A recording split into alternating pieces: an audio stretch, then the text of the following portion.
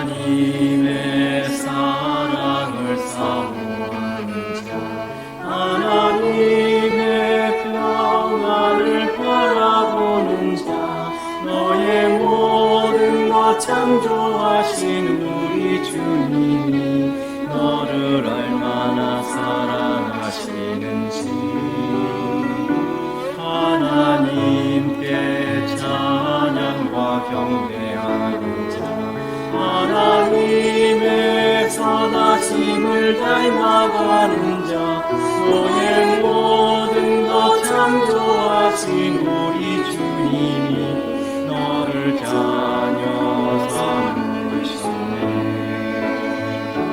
하나님 사랑의 눈으로 너를 어느 때나 바라보시고 하나님인 자비로서 언제나 너에게 기울이시니 어두운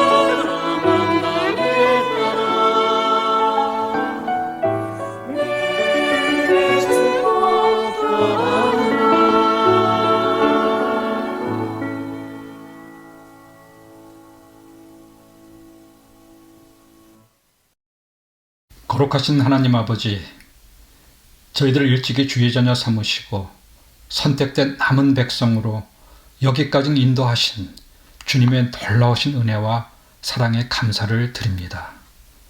비록 온 세상이 코로나 사태로 두려움과 공포 가운데 있지만 하나님의 은혜 속에 살아온 저희들, 이 시간 하나님을 간절히 사모하는 심령으로 말씀 앞에 모였습니다. 간절히 바라옵기는 모든 것이 단절되고 저희들 함께 만나지 못해 각자 있는 곳에서 야영의 저녁 집회를 맞이하였지만 저희들 붙들어 주시고 하늘의 지혜를 허락하셔서 우리들 자신을 이 시간 다시 한번 뒤돌아보게 하시고 우리의 모든 것에 모든 것 되시는 사랑과 능력의 주님을 바라보게 인도하여 주시옵소서.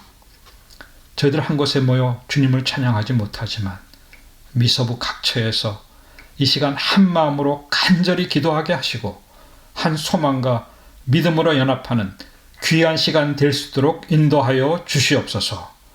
능력의 주님, 혹 저희들 가운데 고난 중에 계신 성도님들 계십니까? 그분들의 간절한 간구에 주님 응답하여 주시고 한 분 한 분 위로하여 주시고 그들의 모든 필요를 채워주셨기를 기도합니다. 전능의 하나님, 미서부 지역에 주님의 섭리하심으로 세우신 주의 교회들이 이 시대에 빛과 소금의 역할을 다하는 교회가 되기를 원합니다. 섬기시는 모든 주의 종들에게 더욱 말씀의 능력을 주시고 은혜를 더하시어 이 어려울 때 사랑으로 하나 되고 믿음으로 합심하는 모든 교회와 성도들 에게 인도하여 주시옵소서. 서로 섬기는 믿음을, 존경하는 믿음을, 사랑하는 믿음을 허락하여 주시옵소서. 저희들 미서부 지역에 멀리 떨어져 있지만 서로를 위해 기도하며 이 어려움을 함께 극복하는 미서부 지역 모든 교회 성도님들 될 수 있도록 축복하여 주시옵소서. 이제 준비된 말씀이 주의 종을 통하여 선포될 때 성령님 함께 하셔서 십자가의 복음으로 우리 모두를 승리의 길, 생명의 길로 인도하시는 주님의 선하심을 경험하는 복된 시간 되도록 인도하여 주시옵기를 주 예수 그리스도의 이름으로 기도합니다. 아멘.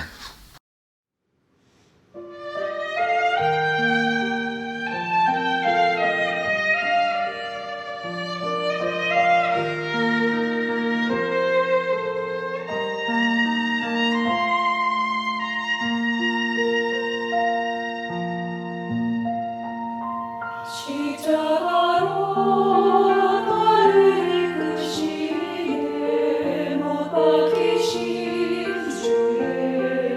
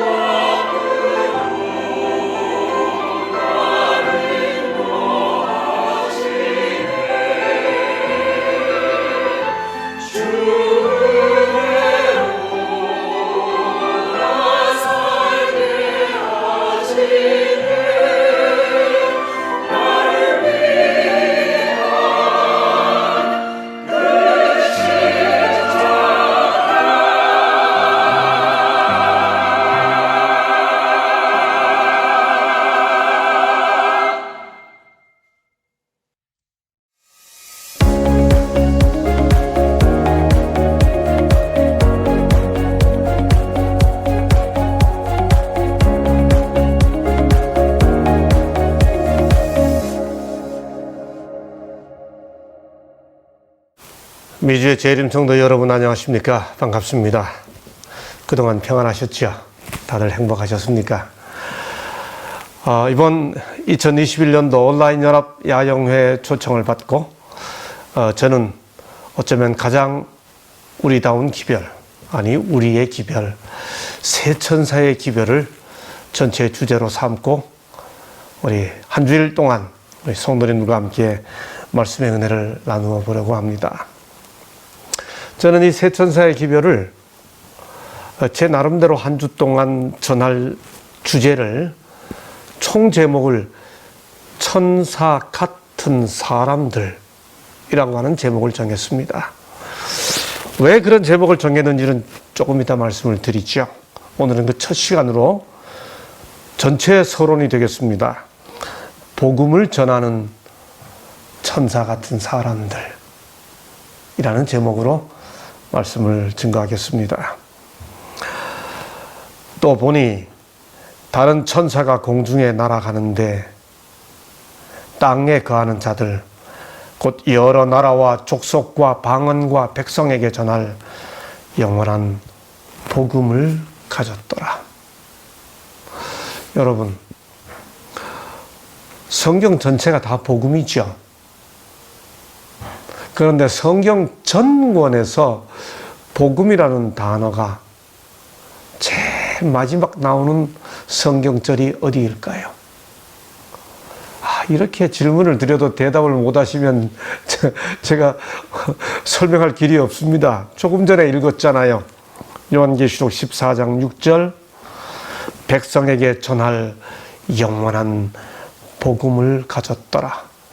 복음이라는 단어, 유앙겔리온이라고 하는 그 단어 자체가 성경에서 마지막으로 언급되어 있는 절, 바로 그 절이 요한계시록 14장 6절의 새천사 기별의 서론입니다. 예, 그런 의미에서 새천사 기별은 중요하죠. 성경에 문자적으로 복음이 마지막 기록된 곳입니다. 또 본문 자체가 뭐라고 말하나요? 모든 민족과 종족과 방언과 백성에게 전할 기별. 제가 조금 전에는 개역 한글로 읽었고 지금 이 본문은 개역 개정 본문입니다. 모든 민족과 종족과 방언과 백성에게 전할. 그러나 어느 교파, 어느 마을, 어느 단체만이 아니고 보편적이고 전 세계적으로 전해져야 할 기별이라고 본문 자체가 말하는 거지요. 특별히 성경 마지막 책이기 때문에 이 기별이 전해져야 하는 그 타이밍, 그 타임 세팅, 시간적 배경은 뭔가요? 마지막 세대에 하나님 백성들이 전해야 할 기별인 거죠.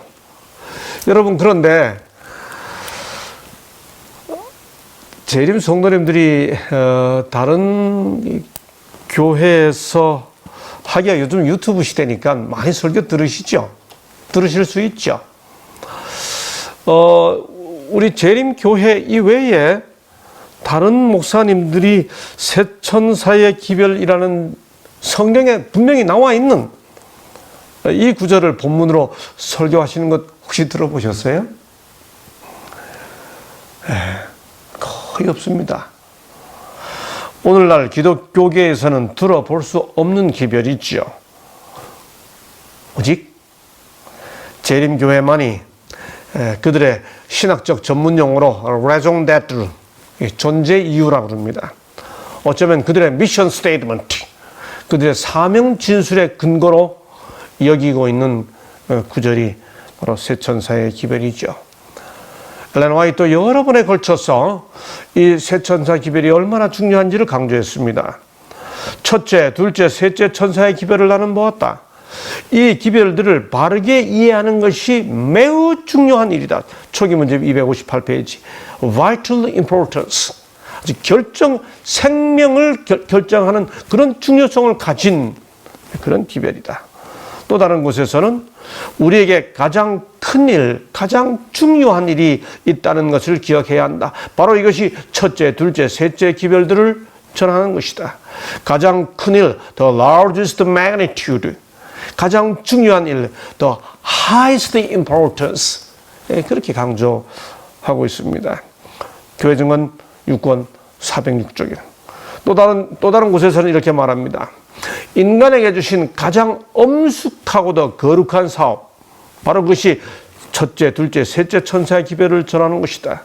이때 가장 엄숙하고도 거룩한 사업을 뭐라고 표현하는가 하면 the most solemn and sacred work ever. ever라고 하는 단어가 들어갔죠. 지금까지 있었던 것 중에서 그런 것이죠.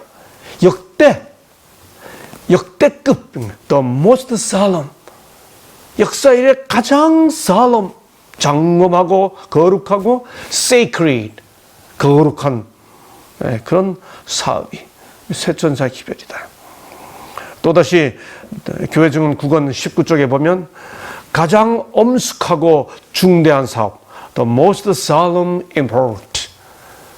와이시 강조하신 세 천사 기별의 중요성을 이야기하면 뭐예요? vital, solemn, sacred, important, 뭐 이런 형용사들이 동원돼서 이 기별의 중요성을 강조해주고 있습니다. 그러면 이 기별을 언제 전해야 할까요? 와이스는 다시 이렇게 말합니다. 세 천사의 기별을 선포하는 이 일은 과거 어느 때보다 지금 긴요한 일이며 진리를 탐구하는 자들에게 거듭 반복하여 전해야 할 것이다. 그러니 말 그대로 현재 기별인 거죠. The present truth. 그렇죠? 세 천사의 기별은 말 그대로 지금 기별입니다. 세 천사의 기별은 요한계시록 14장에 나와 있습니다. 요한계시록 구조 속에서 세 천사의 기별은 어떤 위치를 차지하고 있나요? 요한계시록은 크게 두 부분으로 나뉘어집니다. 일반적으로 1장부터 14장은 역사적인 부분이고요. 거기 일곱 교회, 일곱 인, 일곱 나팔, 그리고 요한계시록 12장부터 14장까지 대쟁투의 역사가 이어지죠. 15장부터 시작해서 22장까지는 소위 종말적인 부분입니다. 세 천사의 기별은 그 역사적 부분의 끝부분에 있습니다.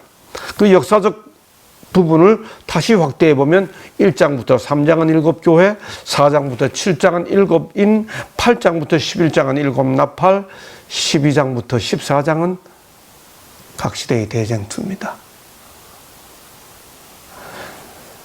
그런데 이 12장부터 14장을 다시 요약해 보면 대쟁투의 역사를 예언하고 있는 이 요한계시록 12장, 13장, 14장, 우리 교우님들 중에 세 천사의 기별이 요한계시록 14장에 있다는 거 모르시는 분 아무도 안 계시죠?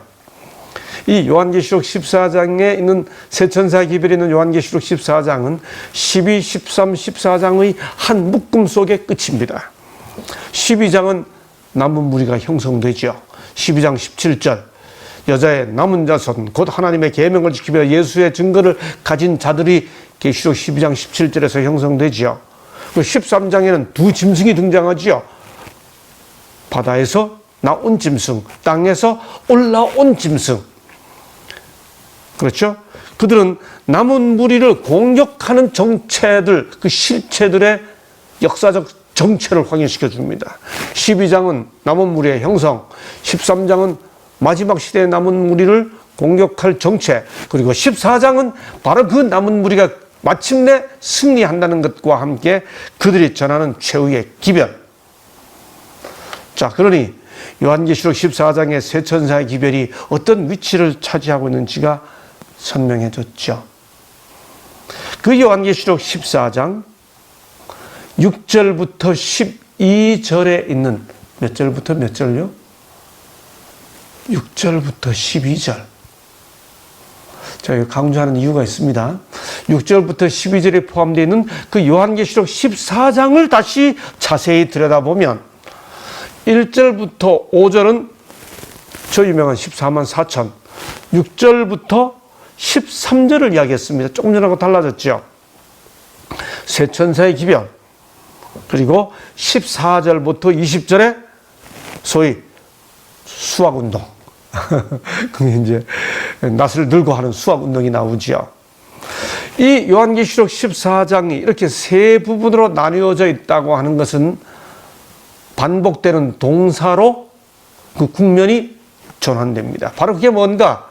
그게 바로 내가 보니입니다.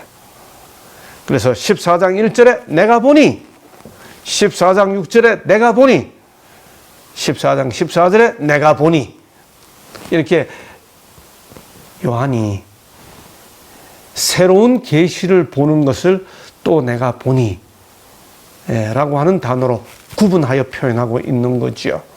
그래서 요한계시록 14장 6절부터 12절, 거기에 13절에 또 내가 또 들으니가 있습니다. 요 13절이 어떻게 될까? 진행하면서 함께 설명을 드리도록 하죠.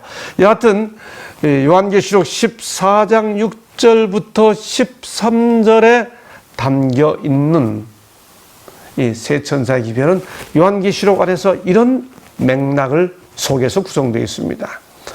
오늘은 그 모든 세 천사의 기별의 첫날로서 서론인 14장 6절부터 13절이 어떻게 구성되어 있는지와 함께 그 6절이 어떤 내용을 담고 있는지를 설명드리겠습니다.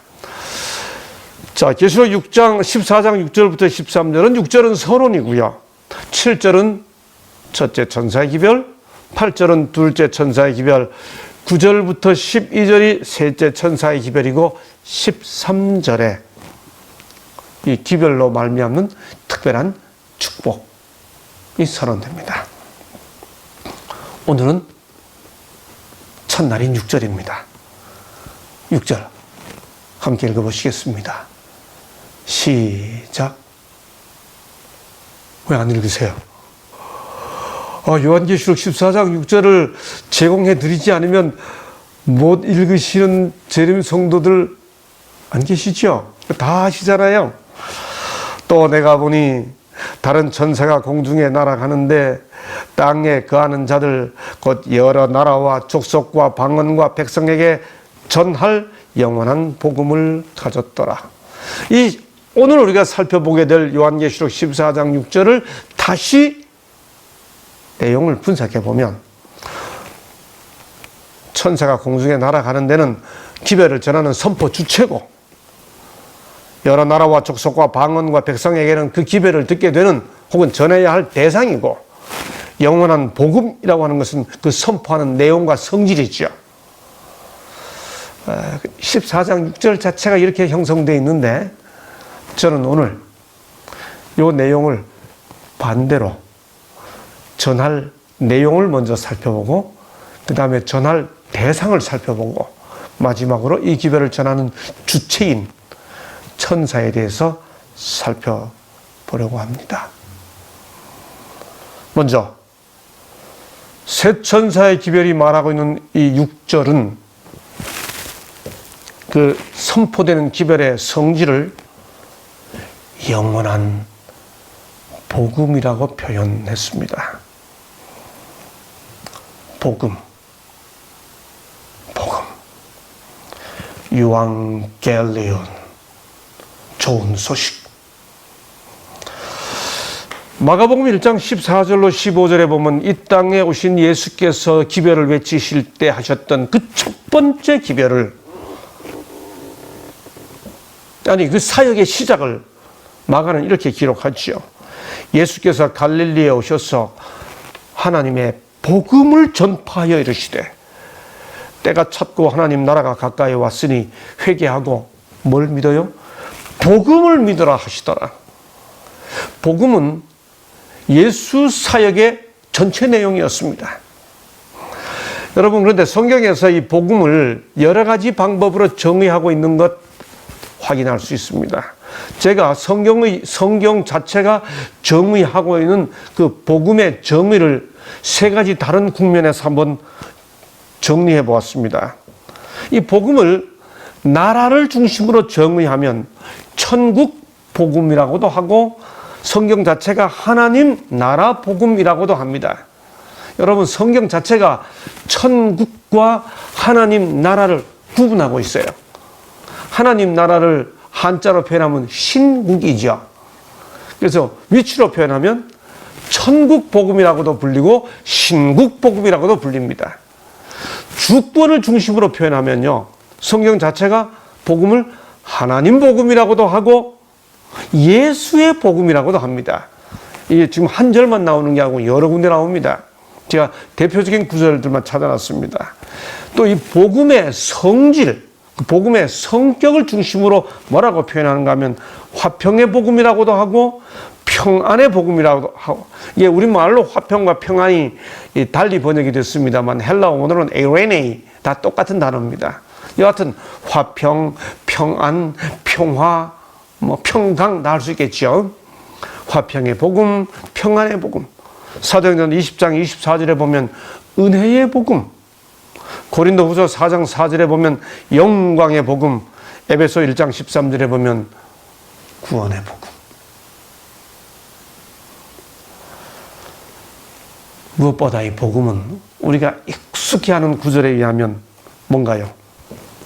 내가 복음을 부끄러워하지 아니하노니, 이 말은 무슨 뜻인가요? 바울 시대에 복음을 부끄러워하는 사람이 많았다는 뜻입니다. 어떻게 그런 걸 믿냐? 어떻게 그런 걸 전해? 라고 생각하게 되는 시대 배경 속에서 바울은 뭐라고 말하나요? 내가 복음을 부끄러워하지 아니하노니, 뭔가 더 많은 걸 믿는 사람들이 있었던 시대인 거죠. 그 다음 뭐라고 말하나요? 이 복음은 모든 믿는 자에게 구원을 주시는 하나님의 능력이 됩니다. 다른 걸 가지고 구원받는다고 생각하는 시대였기 때문에 이걸 전하는 게 부끄러운 시대였어요. 근데 바울은 역설적으로 나는 복음을 안 부끄러워해. 왜냐하면 이 복음은 모든 믿는 자에게 구원을 주시는 하나님의 능력이 되기 때문에. 그러고 뭐라고 말하나요? 복음에는 하나님의 의가 나타나서. 여러분, 의가 뭐예요? 복음에는 하나님의 의가 나타나서 의의 실체가 복음에 있다고 말합니다. 여러분, 그런데 성경에서 화평의 복음, 평안의 복음, 은혜의 복음, 영광의 복음, 구원의 복음이라고 정의했는데 요한계시록 14장 6절은 뭐라고 복음을 정의했나요? 무슨 복음요?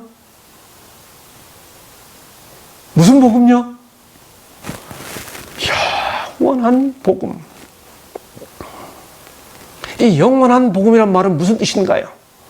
이 세천사의 기별이 전해지는 이 순간부터 앞으로 영원하다는 뜻일까요? 아니면 전에부터 지금까지 복음이 영원하다는 뜻일까요?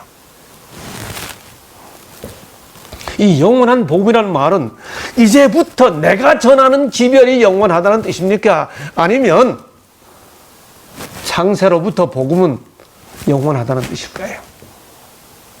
여러분, 이 복음은 전하는 자에 의해 복음이 되는 게 아니고 주어진 분으로부터 복음이에요.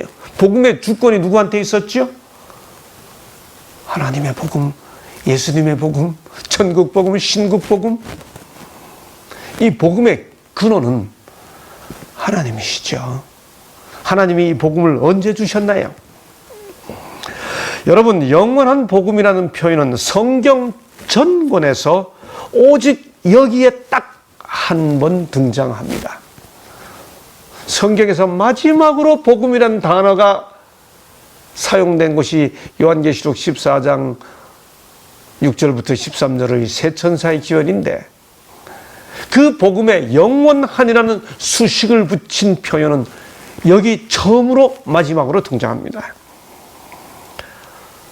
어떤 의미에서 영원한 복음이에요? 에베소 1장 4절, 창세 전에 그리스도 안에서 우리를 택하신 구원의 복음이기 때문에 그렇습니다. 내가 지금 전하는 이 기별이 영원하다는 뜻이 아니고요. 하나님께서 주신 복음이 영원하다는 뜻인 거지요. 이 복음은 에덴에서 아담에게 선포된 바로 그 구속의 경륜입니다. 아브라함에게 주어진 언약의 약속이고요. 사도 바울이 깨닫고 목숨을 바쳐 전했던 바로 그 십자가 복음이 바로 이 복음입니다. 무슨 뜻이에요? 지금 전하려고 하는 첫째 천사의 기별, 둘째 천사의 기별, 셋째 천사의 기별을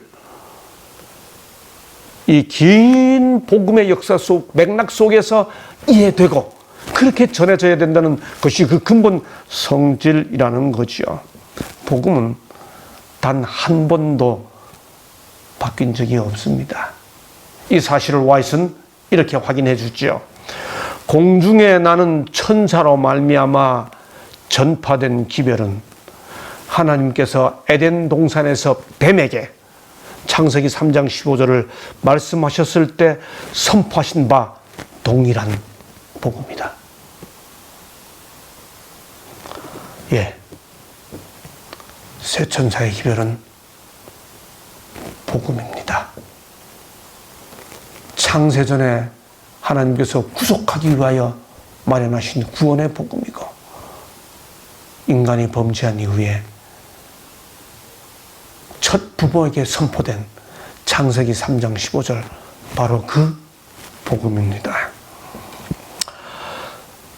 여기 복음을 전한다라는 표현이 나왔죠.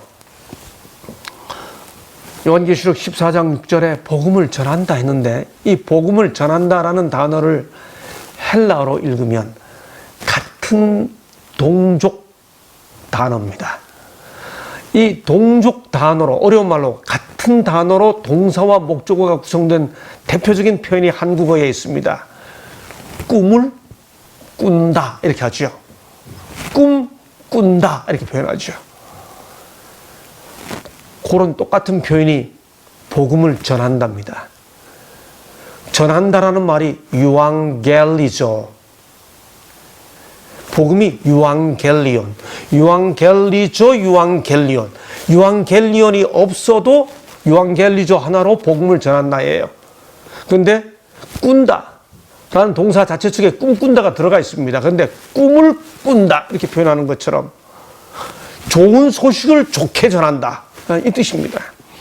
이게 바로 누가복음 2장 10절에서 무서워 말라 내가 온 백성에게 미칠 큰 기쁨의 좋은 소식을 전하노라 할 때 그 전하노라가 유앙겔리죠.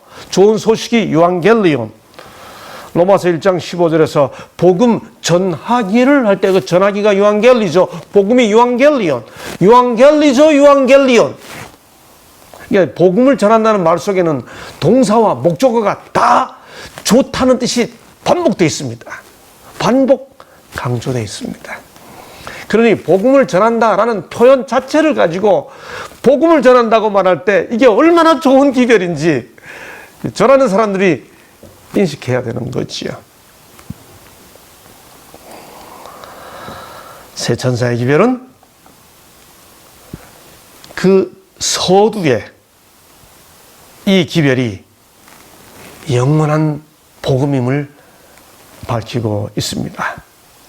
그러므로 이어지는 모든 내용은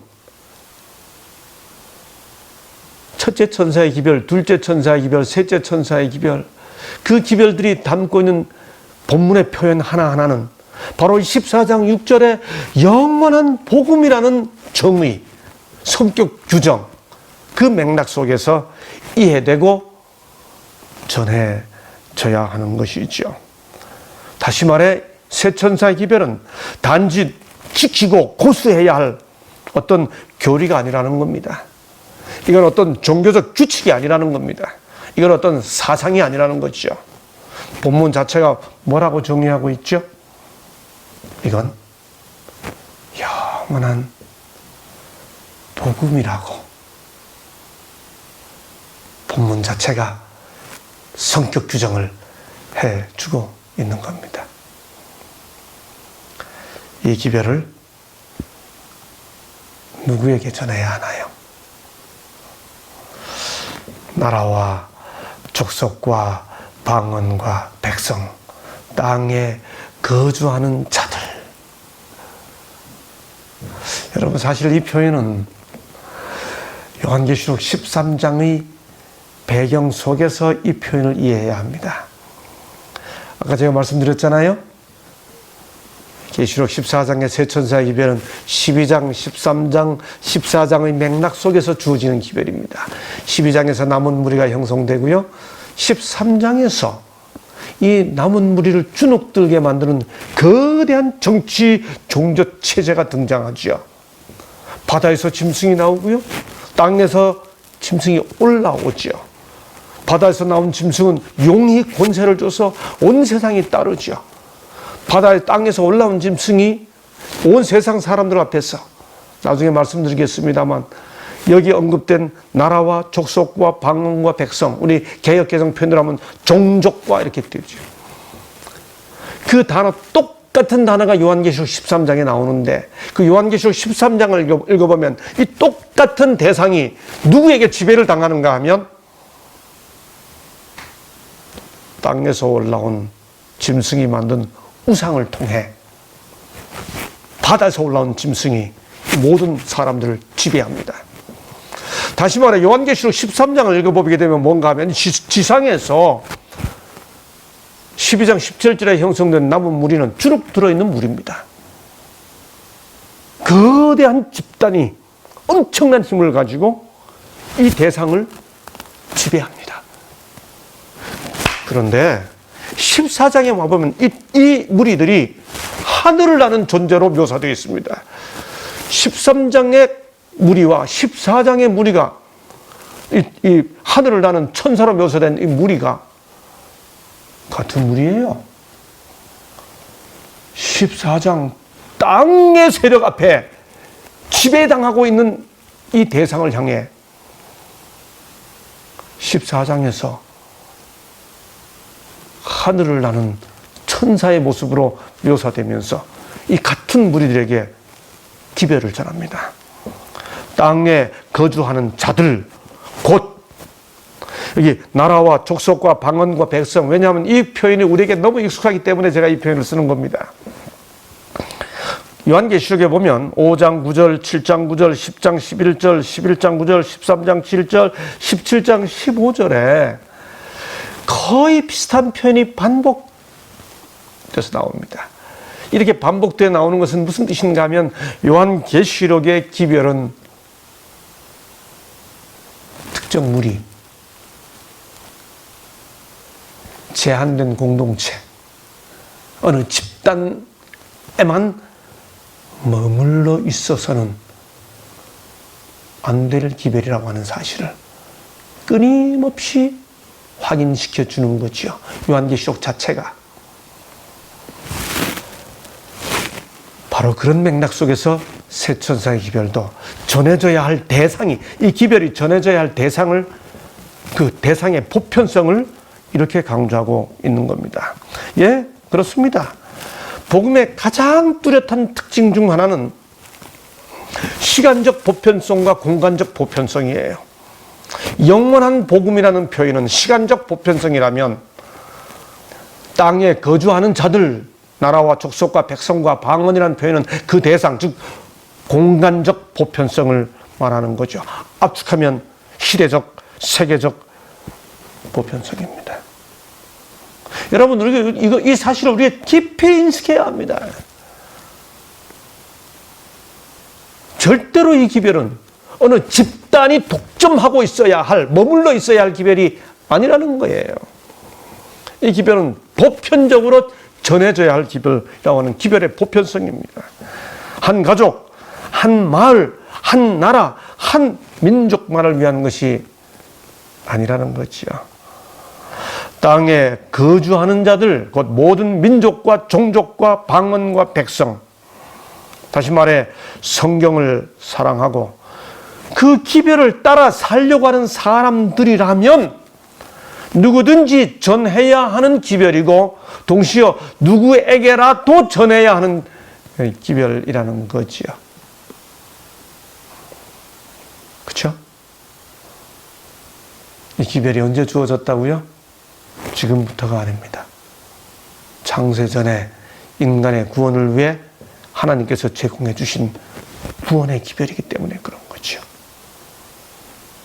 그런데 이제 이 세 천사의 기별을 가지고 한 주간을 보내게 되는 이 미주 야영회 첫날 제가 전하는 말씀의 제목이 천사 같은 사람들이고요. 세 천사 기별 전체 주제가 제목이, 그리고 오늘 기별은 복음을 전하는 천사 같은 사람들입니다.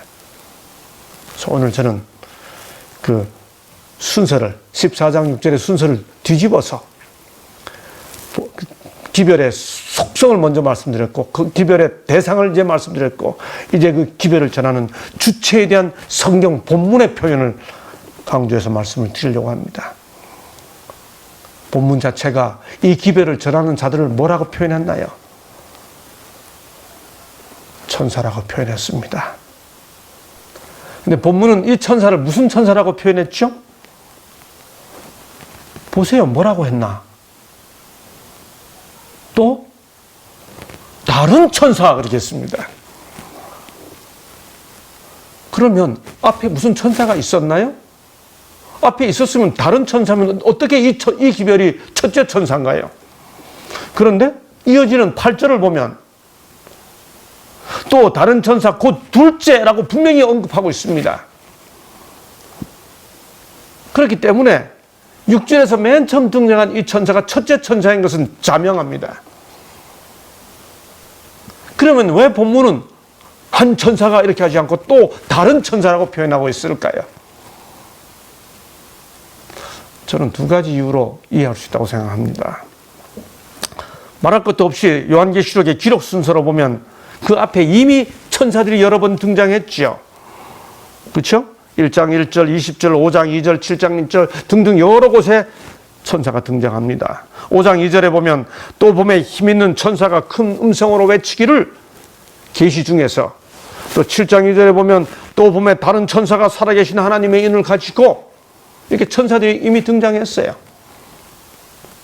그러니 이제 그 천사들과는 다른 천사, 새로운 천사지만, 첫 번째 천사지만 그런 의미에서 다른 천사라고 표현했을 수 있죠.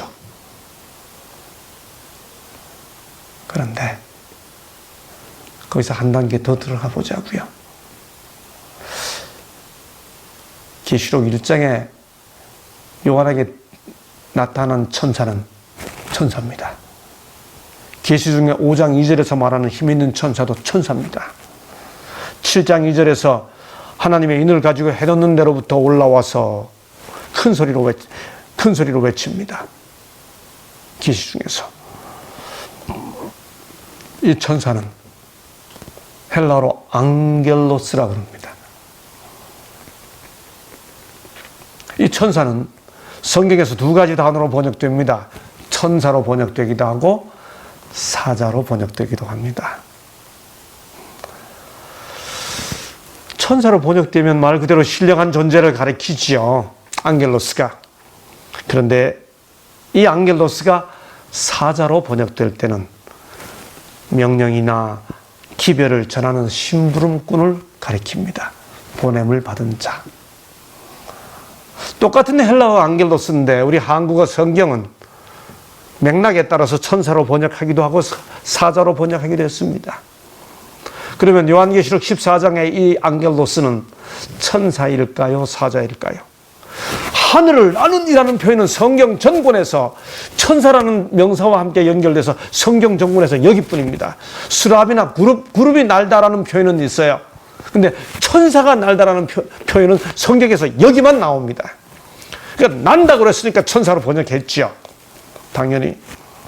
그런데 요한계시록 2장과 3장에 나와 있는 7 교회에 편지를 보내는 앙겔로스는 다 사자라고 번역이 됐죠. 무슨 뜻인가요? 그런 의미에서 대단히 독특합니다. 하늘을 나는 것으로 묘사됐기 때문에 묘사적으로 봤을 때는 신령한 존재인데 실제로 나타내주는 그 의미는 사자인 거죠. 그렇죠? 사람인데 하늘을 나는 걸로 묘사됐습니다. 요한계시록 14장의 문맥에서 이 앙겔로스가 신령한 존재가 아니고 사람이라고 하는 사실은 문맥 자체 안에서 확인됩니다. 1절로 5절에 14만 4천을 가리켜 당연히 이 사람들은 이라고 말하죠. 무엇보다 세 천사의 기별이 묘사되어 있는 6절부터 13절의 문맥 안에서 12절에서 저 유명한 성도들의 인내가 여기 있나니 이렇게 말합니다. 그렇죠? 여기 성도들은 이 기별을 전하는 사람들을 포함하여 이 기별을 따르는 사람들을 가리킵니다. 그렇기 때문에 요한계시록 14장에 언급되어 있는 세 천사는 천사의 모습과 권능으로 기별을 전하는 사람들이죠. 다 잘 알고 계시죠, 이미? 저는 이게 의미가 있다고 생각하는 겁니다. 성경에서 복음을 마지막으로 언급하고 있는 구절, 그것도 영원한 복음을 전한다고 기록하고 있는 구절, 그 구절이 그 기별을 전하는 자들을 천사로 묘사하고 있어요. 그렇다면 이 기별을 전하는 무리라고 하는 자의식을 가지고 있는 사람들이 모여서 이 세 천사의 기별을 연구할 때는 어디에 초점을 맞춰서 연구해야 할까요?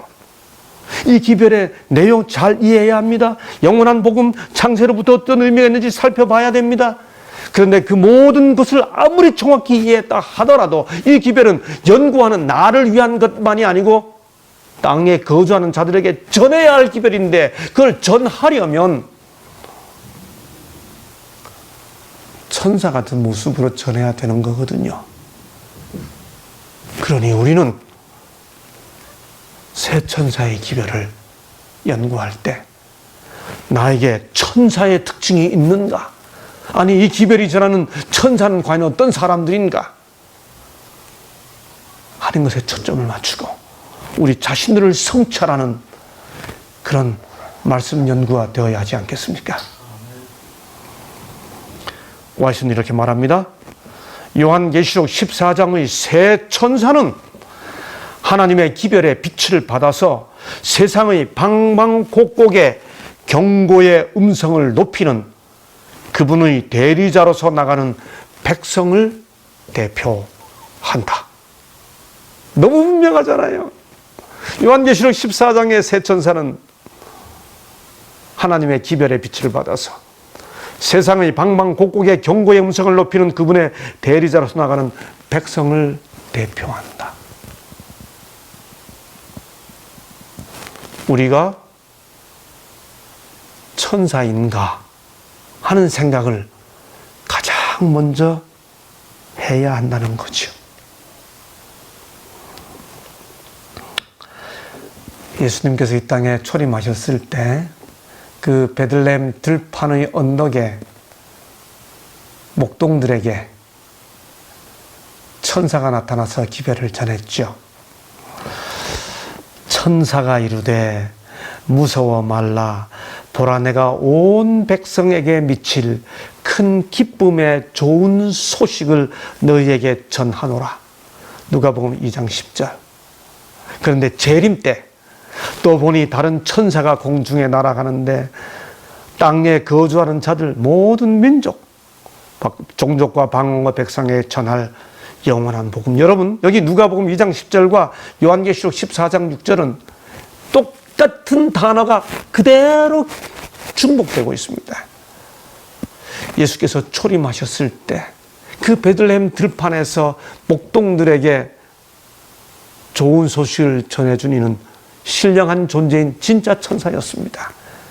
그 똑같은 사명이 요한계시록 14장 6절에 의하면 이번에는 천사로 비유된 사람들이 그 역할을 감당해야 한다고 영원한 복음, 전할, 요한겔리죠. 기쁜 소식, 요한겔리온, 라오스, 앙겔로스. 그 사명이 하나님의 백성들에게, 천사로 묘사된 하나님의 백성들에게 주어진 거죠. 예, 그러니 천사가 되어야 하는 겁니다. 사람들이 천사가 되어야 하는 거죠. 천사의 심령과 천사의 능력으로. 천사의 심령은 어떤 건가요? 천사의 심령이란 어떤 심령인가요? 대쟁투 355쪽은 이렇게 말합니다. 천사가 이와 같은 견고를 전달하는 자가 된다는 사실은 참으로 의미가 깊다. 이 기별을 전하는 자를 천사로 묘사한 것은 참으로 의미가 깊다. 지혜로우신 하나님께서는 그 하늘 사자의 순결과 영광과 능력을 통하여 세 단어가 나왔습니다. 저는 거기서 순결과 영광을 통하여, 이건 천사의 심령이에요. 여러분, 이 기별을 전하는 사람들 순결해야 된다는 거지요. 천사의 능력은 어떤 건가요? 천사가 말했잖아요. 하늘 사자의 순결과 영광과 능력. 이렇게 순결과 영광을 제가 하이라이트했습니다. 강조했습니다. 또 다른 곳에서 와이슨 가이복음 기별 2권 387쪽에서 이렇게 말합니다. 천사들은 공중을 날면서 경고의 기별을 세상에 선포하는 것으로 표상되었으며 하나님의 영으로 말미암아 깨우침을 받고 진리로 뭐라 그랬죠? 성화된 남녀들은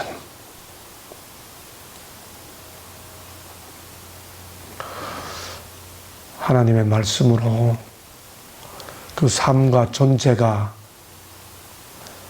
바뀌어진 우리는 자기가 말하지 않아도 주위에서 느끼죠. 저는 이번 야영회를 준비하면서 30대 초반에 서부 야영에서 우리 성도님들을 처음 뵙던 제가 이제 은퇴를 헤아리게 되는 세월을 보내고 난 다음 내 모습을 살펴보면서 반성하는 마음으로, 어쩌면 그때 30대 초반에 아주 젊디 젊었던 이 김상래의 야영회를 함께 참여했던 우리 성도님들, 어느덧 세월이 지나 김상래가 어느덧 60대 중반이 되어서 은퇴를 헤아린다. 이 세월 함께 보내온 우리들이 하나님의 말씀 안에서 얼마나 바뀌었는지 성찰하는 마음으로 이 기별을 살펴보고 싶은 겁니다. 천사의 능력은 뭔가요? 예, 우리가 잘 아는 것처럼 공중에 날아가는 천사는 선교 속도의 신속성과 지상전 방식이 아니고 공중전 방식이다. 뭐 이렇게 정의하고 설명하는 것 말고요. 이게 이 천사의 역할을 해야 할 사람이 누구니까? 우리니까. 우리에게 하늘 사자의 영광과 능력, 그런 것이 주어져 있는가? 아니, 주셨는데 우리가 표현하고 있는가? 살펴보자는 거죠.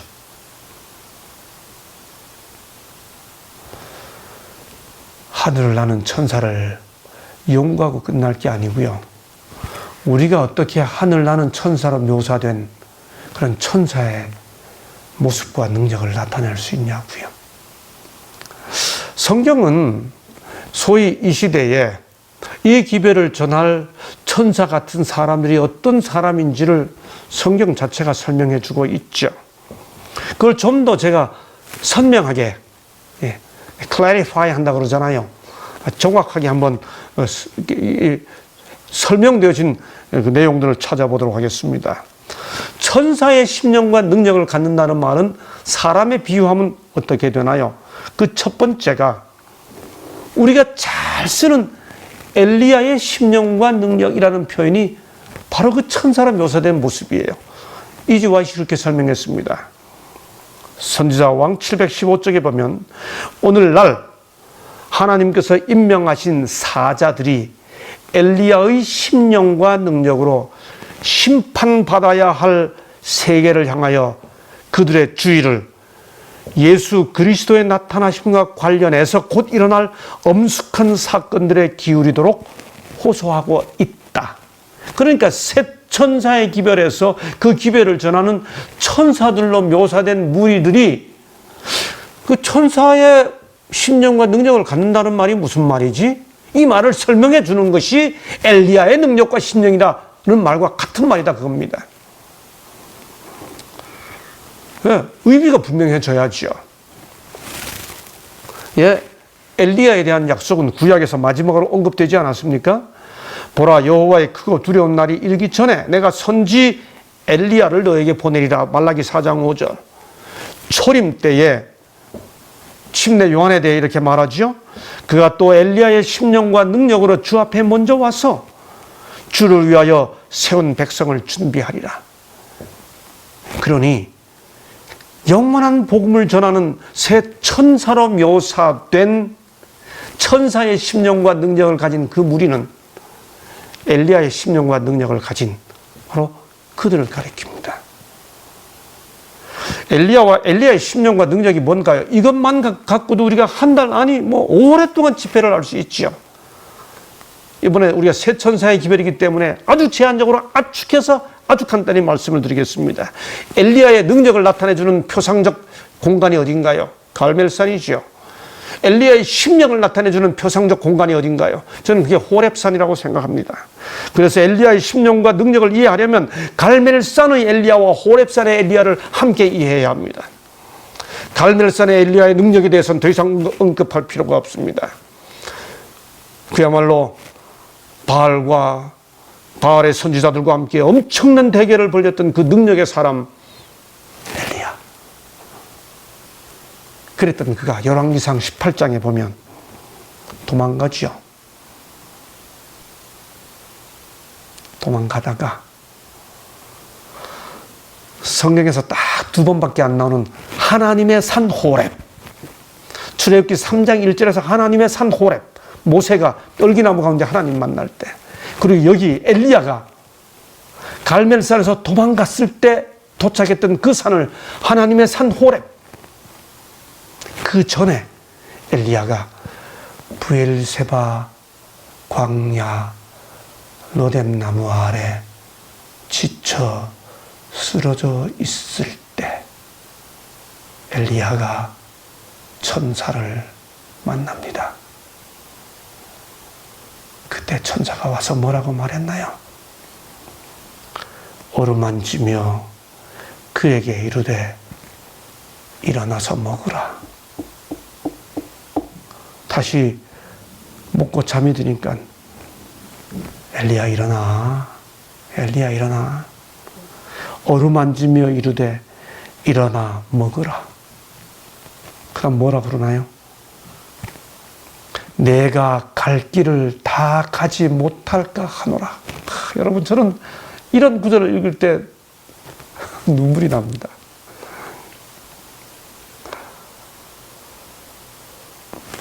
엘리야 뭐 하는 거야? 갈멜산에서 그렇게 폼 잡고 바알과 아세라 선지자들하고 싸우더니 지금 이세벨이 그렇게 무서워? 이렇게 하지 않으시고 이 사람아 일어나 먹게. 먹어야 갈 길 가지.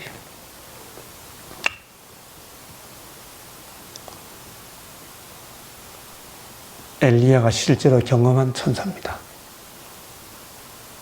엘리야가 실제로 경험한 천사의 심령인 거죠.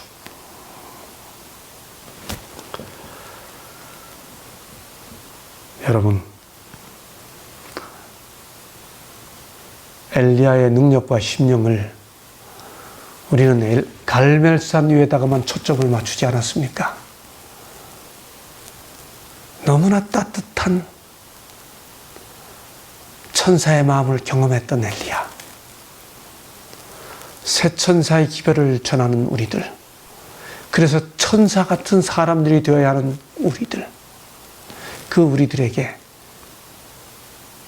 엘리야를 회복시킨 그런 천사의 심령이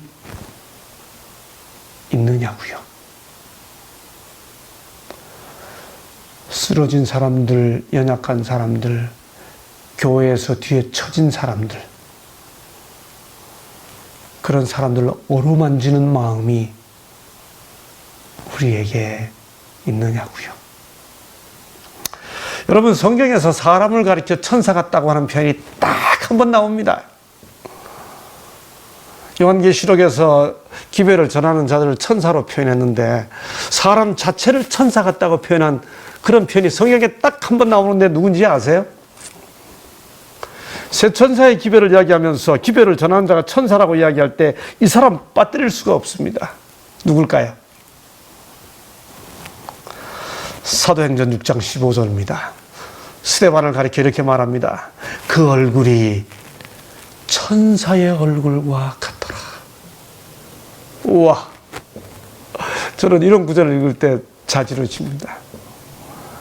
던져오는 돌을 바라보면서 그 순간 고개를 들어 그들의 얼굴을 보지 않고 하늘을 보는 스데반의 얼굴을 가리켜 천사의 얼굴과 같더라.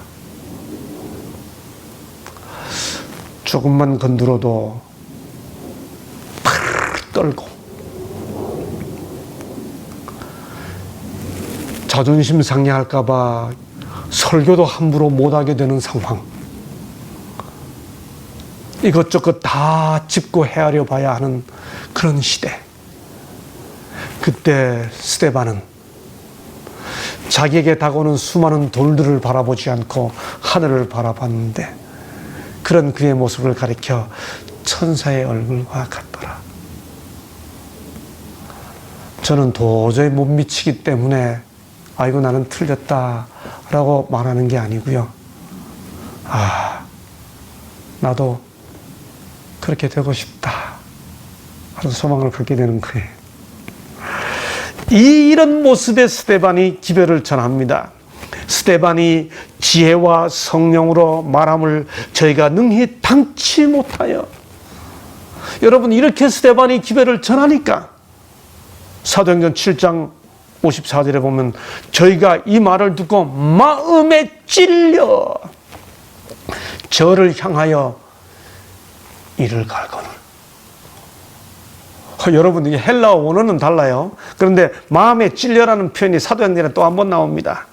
바로 오순절에 베드로와 사도들의 봉사입니다. 그들이 기별을 전하자 저희가 이 말을 듣고 마음에 찔려, 형제들아 우리가 어찌할꼬. 하나님의 능력으로 기별을 전하는데 그 듣는 자들이 완고해질 때는 그 기별을 듣고 마음에 찔려서 이를 갈았습니다.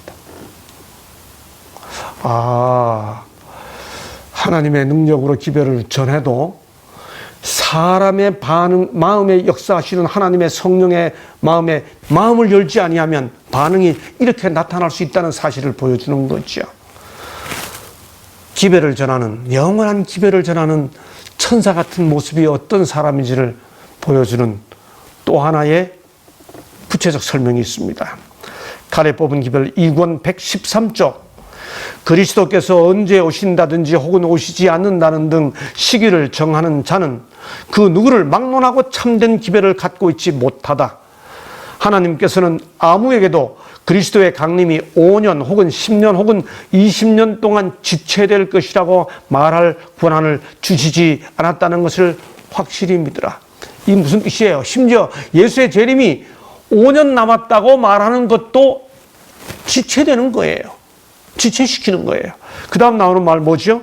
이러므로 너희도 예배하고 있으라. 생각지 않은 때에 인자가 오리라. 늘 지금이 예수 재림의 순간이라고 생각하고 살아야 된다는 거죠. 5년 후에 예수님 올 거야 라고 말하면 이게 굉장히 빠르게 재림을 빨리 믿는 건가요? 이것도 성경 사상이 아니라는 거죠. 그런데 그 다음 나오는 말씀, 바로 이것이 우리들의 기별이며 공중에 나는 새 천사가 전파하고 있는 그 기별이다.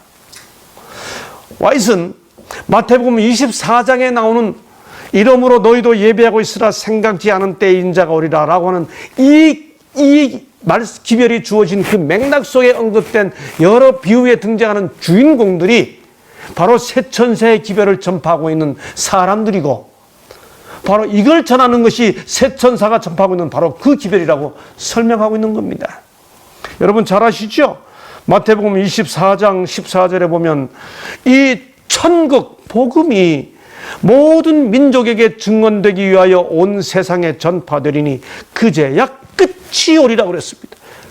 예수 재림의 순간은 천국 복음이 전해져야 되는데 이 땅에 마지막 전해져야 할 천국 복음을 요한계시록은 새 천사의 기별이라고 말합니다.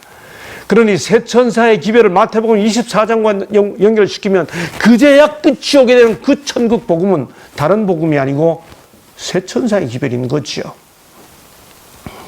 여러분 잘 아시잖아요? 제자들이 물었습니다. 주의 임하심과 세상 끝에는 무슨 징조가 있사오리까? 주님이 대답하셨습니다. 전쟁이 있고 지진이 있고 기근이 있고 거짓 선지자가 나타날 것이다. 그러자 주님은 이 언급들을 하신 다음에 이렇게 말씀하십니다.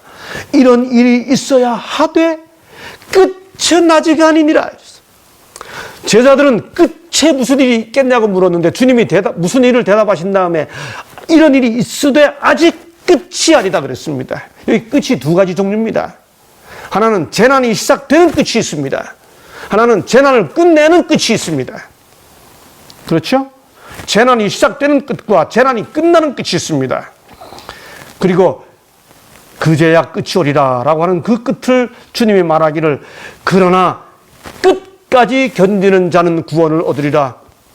그런 다음에 하신 말씀이 이 천국 복음이 모든 민족에게 증언되기 위하여 온 세상에 전파되리니 그제야 끝이 오리라 이렇게 말했습니다.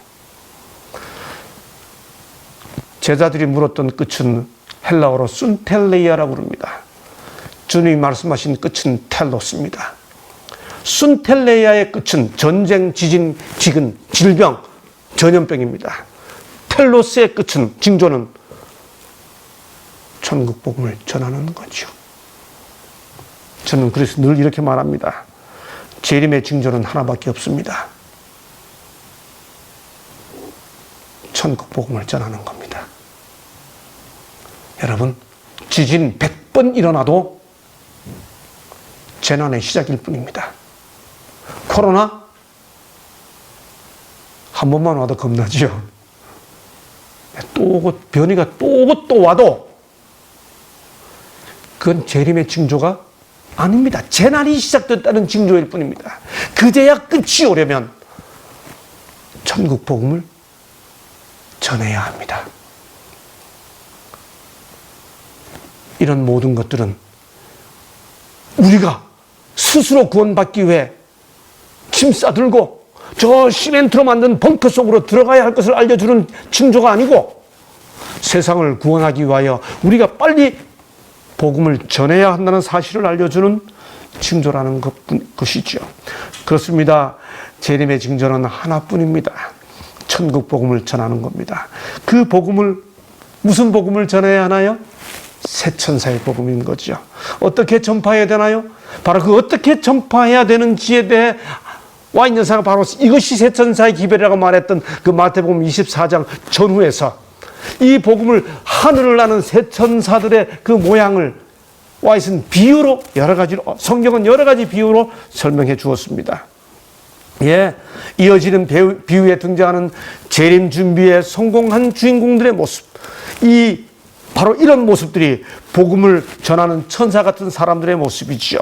밭과 집에서 일하다가 데려감을 입은 사람, 충성되고 지혜 있는 종, 그릇에 기름을 준비한 지혜로운 다섯 처녀, 달란트를 남긴 종, 나눔과 돌봄으로 이웃을 사랑한 사람, 바로 이들이 천사를 나는, 하늘을 나는, 공중을 나는 천사들의 모습이라는 거지요. 예, 그렇습니다.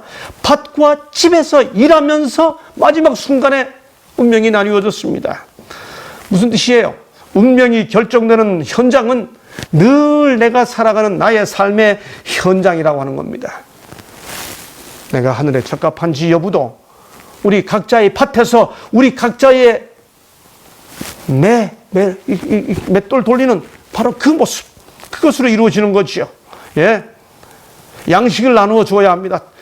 충성되고 지혜 있는 종이 되어 주인에게 그 집 사람들을 맡아 때를 따라 양식을 나눠줄 자가 누구냐? 이게 하늘을 나는 모습이라는 겁니다. 와이스 설명에 의하면 또 등잔의 기름뿐만 아니라 그릇에 기름을 담습니다. 예비하는 거지요.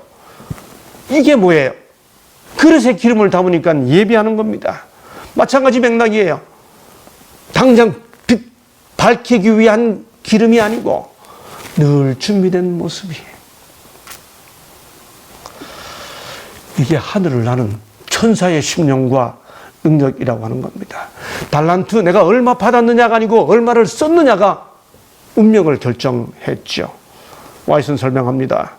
재림을 기다리는 것, 그건 부지런히 일하면서, 이 부지런히 일한다는 게 뭔가요? 복음을 위해 뭔가 나누는 겁니다. 어떻게 해요? 어떤 마음으로요? 그게 내가 언제 주님을 위해 먹을 걸 공개했으며 내가 언제 주님을 위해 옷 벗은 걸 입혀드렸나이까? 내 작은 자에게 한 것이. 그게 하늘을 나는 천사의 모습이라는 거죠. 이게 현재 기별이라는 거죠.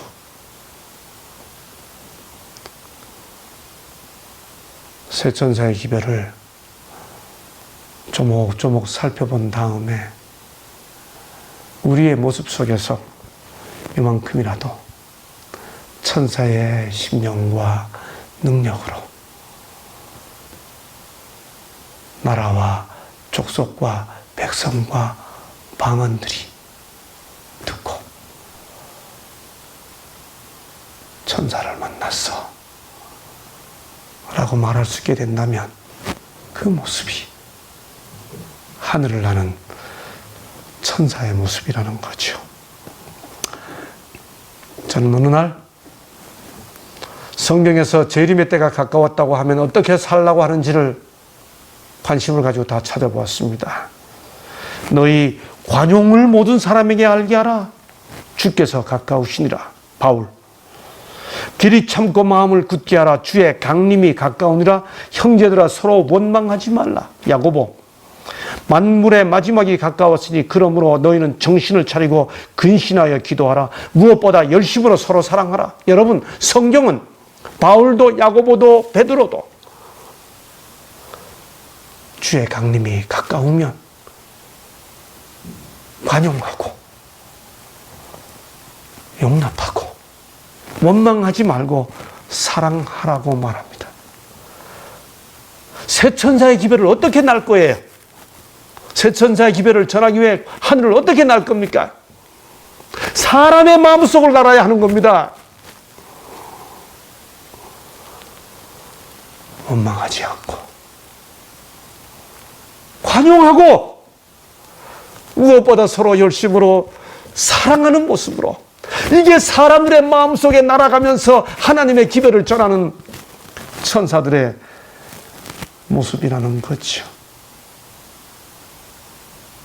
와이슨 새 천사의 기별을 전하는 자들에 대해 마태복음 24장 44절로 엘리야의 능력과 심령으로 약속해 주셨고, 성경은 스데반의 모습이 천사 같다고 설명해 주고 있습니다. 그래서 오늘은 이 새 천사 기별의 전체 서론으로 영원한 복음인 이 기별을 전하는 우리들이 정말 이런 모습, 이런 능력, 그런 심령, 그런 퀄리피케이션이라고 그러잖아요.